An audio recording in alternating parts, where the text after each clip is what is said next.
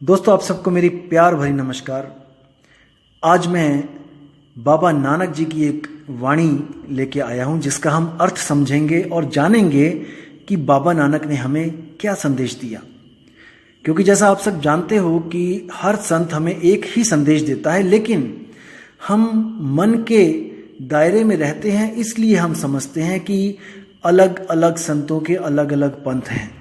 जैसे सिख बाबा नानक को फॉलो कर रहे हैं, रविदासीय जो हैं वो रविदास जी को फॉलो कर रहे हैं, और भी जो पंथ हैं वो किसी और गुरु को फॉलो कर रहे हैं, और अलग अलग पंथों में अलग अलग समूहों में हम बट गए हैं केवल मन के कारण। हमारा मन एक नहीं हो पा रहा है, क्योंकि हम सब बड़ा करने में लगे हैं कि मेरा गुरु बड़ा, कि तेरा गुरु बड़ा, कि उसका गुरु बड़ा। जबकि गुरु जो स्वरूप होता है वो आत्म स्वरूप होता है, वो देह स्वरूप नहीं होता है। जो गुरु आत्म स्वरूप है उसमें आप कैसे जजमेंट करोगे कि कौन बड़ा कौन छोटा। जैसे पानी ग्लास में हो, चाहे घड़े में हो, चाहे जग में हो, चाहे कटोरी में हो, पानी में आप कैसे उसको अलग कर सकते हो। पानी में तो फॉर्मूला है पानी का H2O, 2 मॉलिक्यूल हाइड्रोजन के और 1 ऑक्सीजन का। आप उसको कभी भी अलग नहीं कर सकते। आप किसी भी बर्तन में देखोगे आपको वही H2O हाइड्रोजन ऑक्सीजन के मॉलिक्यूल बॉन्ड में मिलेंगे। तो आपने मन के आधार पर सबको अलग अलग कर लिया है कि ये थोड़ा बड़ा है, ये थोड़ा छोटा है। हाँ, लेकिन मैं ये बात जरूर करूंगा कि गुरु और शिष्य का ये तो भेद हमेशा ही रहेगा, क्योंकि गुरु कभी शिष्य नहीं बन सकता, शिष्य कभी गुरु नहीं बन सकता। लेकिन एक समय ऐसा आता है जब शिष्य भी गुरु बन जाता है। जैसे वाणी में आता है कि आपे गुरु आपे चेला, यानी कि वो स्वयं ही गुरु था और स्वयं ही वो चेला बन गया। मतलब कि जब हम आत्म स्वरूप से देखेंगे तो आपे गुरु आपे चेला उस आत्मा के लिए बोला जा रहा है कि वो आत्मदेव आपे गुरु, यानी कि वो गुरु में भी आत्मदेव बोल रहा है और आपे चेला चेले में भी आत्मदेव बोल रहा है। आत्मा ही आत्मा का गुरु और आत्मा ही आत्मा का चेला हुआ पड़ा है। तो इस वाणी को इसलिए बोला जाता है कि आपे गुरु आपे चेला। तो दोस्तों, आज हम गुरु ग्रंथ साहब के जो प्रश्न नंबर 1153 पे जो वाणी है बाबा नानक जी की, उस पर हम आज विचार करेंगे कि बाबा नानक ने हमें क्या संदेश दिया, कहाँ पे परमात्मा ढूंढने का संदेश दिया। आपको बता दूं मैं कि आजकल कई स्वयंभू आत्मज्ञानी ये सिद्ध करने की कोशिश करते हैं कि कबीर जी, नानक जी और ये जितने भी संत हुए हैं इनको परम ज्ञान नहीं था। ये भी कहीं भटक रहे हैं, किसी सतलोक, कोई सचखंड, पता नहीं कौन कौन से लोक और कौन कौन से नाम इन्होंने बना लिए हैं आजकल। तो ये समझते हैं कि जो आत्मज्ञान इनके पास है वो किसी और के पास, किसी संत के पास है ही नहीं। तो देखिए बाबा नानक की जो वाणी है इसकी पहली लाइन क्या बोलती है, आत्म मही राम, राम मही आत्म, चीनस गुर बिचारा। अब देखिए क्या बोल रही है वाणी कि आत्म मही राम, कि मेरी आत्मा में ही राम यानी परमात्मा बसा हुआ है। कि अगर कुछ पूजने योग्य है इस दुनिया में तो वो आत्मा ही है, क्योंकि आत्मा में ही मेरा राम बसा हुआ है। आत्म ही राम, राम ही आत्म, और मेरे राम में मेरी आत्मा बसी हुई है। बहुत गुप्त भेद है दोस्तों ये।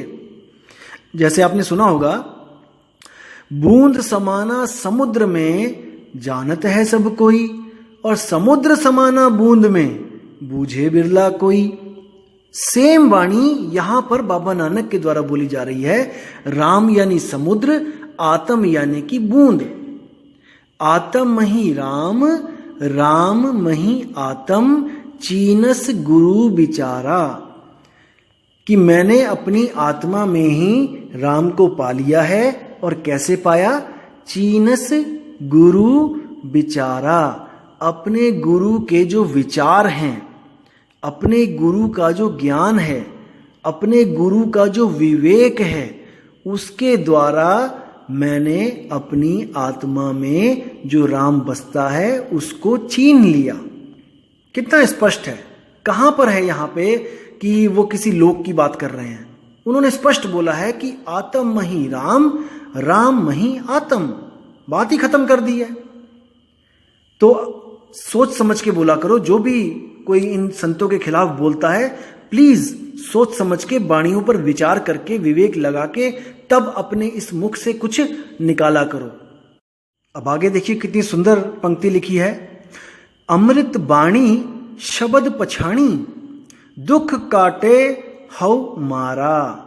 देखिए कितना सुंदर शब्द है कि अमृत बाणी। अमृत बाणी का मतलब वो है जिसको सुनकर मैं अमर हो गया। अब ऐसी कौन सी बाणी है जिसको सुनकर आप अमर हो जाओगे? क्या वो बाणी है जो गुरुद्वारों में चल रही है, या फिर कोई मंदिरों में चल रही है, या किसी नमाज में चल रही है? नहीं, क्योंकि ये जितने भी मंदिर मस्जिद गुरुद्वारों में चल रही है, ये 52 अक्षरों वाली बाणी है, ये बोलने वाली बाणी है, लिखने वाली बाणी है, पढ़ने वाली बाणी है। इसको पढ़ के आप अमर नहीं हो सकते। जिस बाणी की बाबा नानक बात कर रहे हैं वो अमृत वाणी है, वो स्वयंभू है, वो स्वयं से प्रकट होती है, वो स्वयं से ही अस्तित्व में है। उसको कोई लिख या उसको कोई मिटा नहीं सकता। समझो इस बात को। अमृत बाणी शब्द पछाणी, यानी कि मैंने उस वाणी को अनुभव किया जिसके द्वारा मैं अमर हो गया।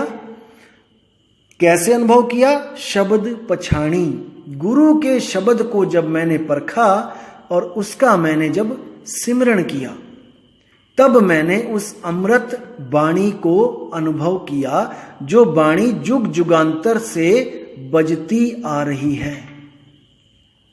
एक पल के लिए भी वो रुकी नहीं है।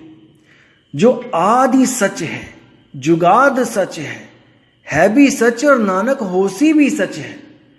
उस वाणी को मैंने गुरु के द्वारा जब शब्द दिया गया, जो शब्द लिखने बोलने पढ़ने में नहीं आता, तब मैंने जब उसका सिमरण किया।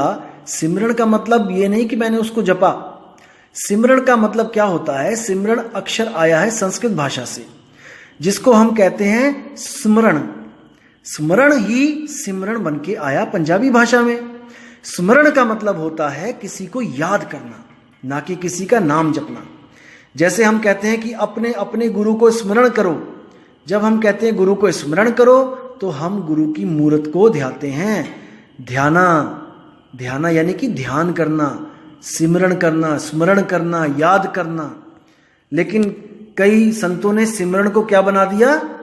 मंत्र बना दिया कि किसी मंत्र का सिमरण करना है। सिमरण यानी जपना है उसको। बिल्कुल नहीं।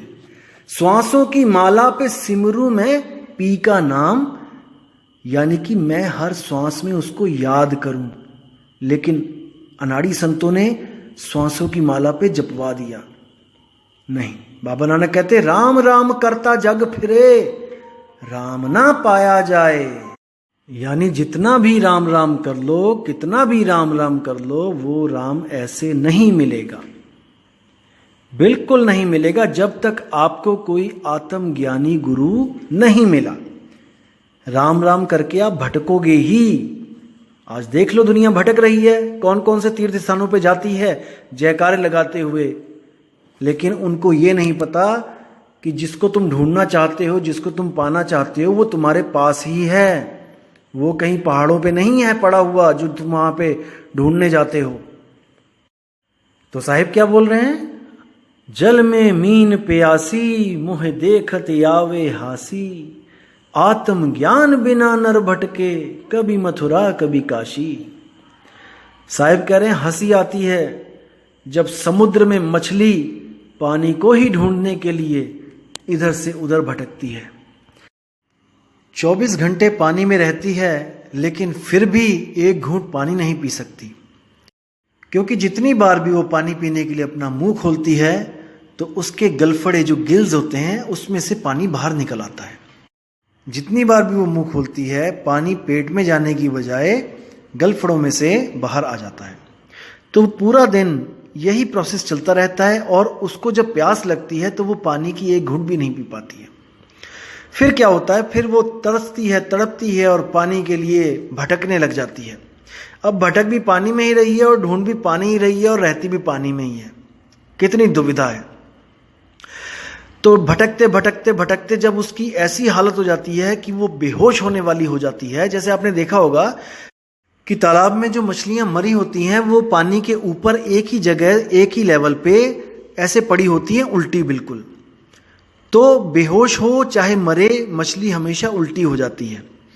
तो जब बेहोशी वाली हालत उसकी होने वाली होती है, बेहोश जस्ट होने ही वाली होती है, तो वो मछली उल्टी हो जाती है। और जैसी वो मछली उल्टी होती है तब उसके मुंह में जो पानी आता है वो सीधे उसके पेट में जाता है। उसके पेट में जैसे ही जाता है वो फिर चेतन हो जाती है, फिर उसको होश आता है और वो फिर ढूंढने लग जाती है कि ये पानी आखिर कहाँ से मुझे प्राप्ति हुई पानी की। कहने का मतलब एक जुगती के द्वारा उसको पानी प्राप्त होता है। वो जुगती क्या है? उलटने के कारण। इसी तरह कबीर साहब ने मछली को सूरत कह के बताया यहां पर कि जो सूरत है वो उलट नहीं रही है। किसी गुरु के द्वारा, भेदी गुरु के द्वारा सूरत को उलटने का भेद प्राप्त हो जाए तो ये सूरत वापस उसी शब्द में उलट जाएगी जहां से ये जुदा हुई थी। इसलिए साहिब बाणी में बोलते हैं, उलट समानी आप में प्रगटी ज्योति अनंत, और साहिब सेवक एक संग खेलें सदा वसंत। मतलब कि अगर आपने ऐसा गुरु धारण कर लिया जो आपकी सूरत को उलट दे तो समझ लो कि आप इस दुनिया से हमेशा के लिए मुक्त हो गए। जैसे आप अपने घर को छोड़कर किसी मेले की तरफ जाते हो तो आपका मुंह मेले की तरफ होता है और पीठ घर की तरफ होती है। अब आपको मेला इतना अच्छा लगा, इतना सुंदर लगा कि आप अपने घर की तरफ मुंह नहीं कर रहे हो। अब आपको एक ऐसा गुरु चाहिए जो आपके मुंह को आपके घर की तरफ मोड़ दे और आपको कहे कि भाई तू सीधा चला जा। और जब आप सीधे वहां से जाओगे अपने घर की तरफ मुंह करके तो आपको वहां पर आगे घर मिलेगा और आप हमेशा के लिए उस मेले से आपको छुटकारा मिल जाएगा। मेला क्या है? ये दुनिया। और घर क्या है? वो शब्द। और हम कौन है? वो सूरत। सूरत शब्द से निकली और इस संसार में फंस गई। अब इस संसार से निकले और उस शब्द में वापस जाए तभी बात बनेगी। तो साहिब कहते हैं, सूरत फंसी संसार में तासे पर गयो दूर, और सूरत बांध स्थिर करो आठों पहर हुजूर। उस शब्द में हमने स्थिर करना है, वो शब्द हमें वापस अपने पास खींच लेगा। याद रखना दोस्तों, ये जब शब्द है सार शब्द, ये खींचता है, इसके पास खींचने की शक्ति है। बाबा नानक ने भी एक जगह बोला, तोरी न टूटे छोरी न छूटे, ऐसी माधो खींच तनी, मऊ लालन स्यों प्रीत बनी। और साहिब ने भी बोला, लोह चुंबक की प्रीत ज्यों लोह को लेती उठाए, ऐसा शब्द कबीर का और काल से लेत छुड़ाए। तो साहिब का जो शब्द है वो खींचता है, और जब वो खींचता है तो आपको कोई भी रोक नहीं सकता।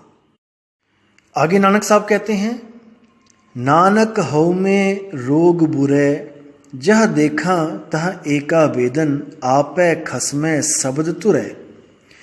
मतलब कि मैं जहां पर भी देखता हूं हर जगह ईगो, अहंकार ही अहंकार दिखता है। कोई गुरु इस वक्त सत्य और असत्य को परखना भी नहीं चाहता। क्यों? क्योंकि हजारों की भीड़ उनके पीछे लगी है। अगर आज वो परख कर अपने रास्ते को सही करेंगे तो उनको लोक लाज आती है कि लोग कहेंगे कि गुरुजी आज तक आपको सत्य और असत्य का ही पता नहीं था, इतने चेले बना लिए, अभी तक आपने परख ही नहीं करी थी कि रास्ता सही है कि गलत है। तो इसलिए वो लोग इस लोक लाज के मारे खुद तो 84 में जाएंगे और आप लोग को भी 84 में लेके चले जाएंगे। इसलिए नानक जी कह रहे हैं कि हर जगह जहां देखता हूं वहां पे हौमे का रोग लगा है, अहंकार का रोग लगा है। जहां देखा तहां एका बेदन, जहां भी देख रहा हूं मैं एक ही दर्द है, सबको एक ही बीमारी लगी हुई है। आपे बख्शे शब्द तुर है, यानी वो परमपिता परमात्मा स्वयं आकर बख्शता है अपना शब्द, जिसको शब्द तुरै बोला है। यानी कि वो शब्द जो धुर से ही है, जो शुरू से ही है, जो कभी खत्म नहीं होता। बस वही शब्द को ढूंढना हमारी जिंदगी का मकसद है। अगर हमें इंसान जन्म मिला है केवल इसलिए कि उस शब्द को प्राप्त करना है। वरना ये मकान, दुकान, ये घर, ये बार, ये संपत्ति, सारी उम्र इकट्ठी कर लेना, एक क्षण में आपको इससे अलग कर दिया जाएगा, जैसे दूध में से मक्खी निकाली जाती है। इतना कुछ आपके पास आपने जोड़ा है, एक पल में वो सब पराया हो जाएगा। क्योंकि आपको जिस काम के लिए जन्म मिला था, आपने उसके अलावा सब काम कर डाले हैं, केवल वही शब्द ढूंढना बाकी रह गया है। तो दोस्तों, इससे पहले कि ये प्राण पखेरु हमारे शरीर का साथ छोड़ें, उससे पहले अपनी सूरत को सही ठिकाना ढूंढने में पूरी जान लगा दो, पूरी कोशिश करो, पूरा विवेक लगा दो कि ऐसी जगह मिल जाए जहां पे हमारी सुरती टिक जाए, जहां से वापस बिलगे नहीं, ऐसी स्थिति हो जाए। तब समझ जाना दोस्तों कि आपको मुक्त होने से कोई रोक नहीं सकता। आपको जीते जी मुक्ति मिल जाएगी। मर के मुक्ति की बातें ये सब झूठी हैं। आपको जीते जी अनुभव होगा कि आपकी सुरती सच में मुक्त हो चुकी है। अब केवल आपको शरीर त्यागने का इंतजार है। मुक्ति आपके पास है, अब केवल इंतजार है शरीर त्यागने का। तो साहिब कहते हैं, जिस मरने से जग डरे मेरे मन आनंद, मरकर ही तो पाइए पूर्ण परमानंद। यानी कि आप जीते जी उस मुक्ति को पा जाओगे, लेकिन आप फिर भी इस शरीर में कार्य करने के लिए उस सुरती को वापस भेजोगे, क्योंकि दुनियादारी के काम करने हैं तो बिना सुरती के तो होंगे नहीं। लेकिन जैसे ही ये शरीर छूटेगा, आप पूर्ण मोक्ष को प्राप्त हो जाओगे। अब सुरती को कहीं आना और जाना नहीं पड़ेगा। तो उम्मीद करता हूं दोस्तों, इस वाणी से आपको बहुत लाभ मिला होगा, आपको एक दिशा मिली होगी, एक मार्गदर्शन हुआ होगा आपका कि आखिर हमने करना क्या है, हमने कहां पर परमात्मा को ढूंढना है। तो फिर बोल रहा हूं मैं, आत्म माही राम, राम मही आत्म। इसके अलावा आपको कहीं भी ढूंढने की कोई जरूरत नहीं। संतों पे भरोसा रखो कि संत आपकी भलाई के लिए ही वाणियां लिख के गए हैं। तो दोस्तों, विराम लगाऊंगा और उम्मीद करूंगा कि आपको ये ऑडियो पसंद भी आया होगा और आप अपने चाहने वालों को ये ऑडियो शेयर भी कर सकते हैं, ताकि किसी का कल्याण हो सके, कोई खोजी आत्मा को सही रास्ता मिल सके।